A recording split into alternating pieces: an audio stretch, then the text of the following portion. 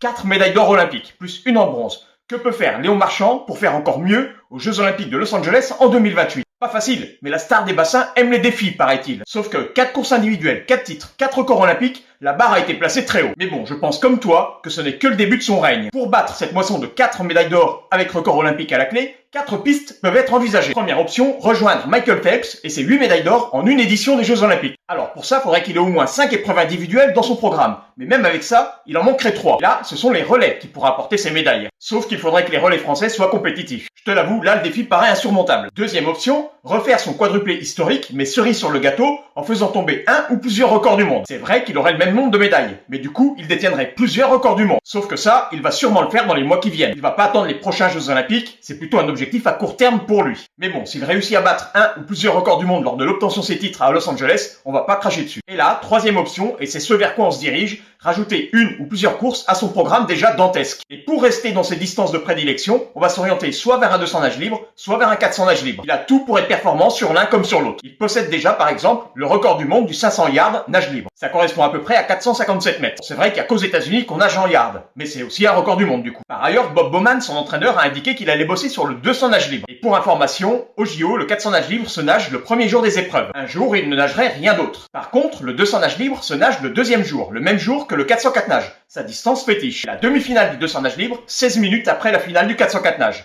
C'est chaud. En tout cas, moi, je suis impatient de voir son prochain défi.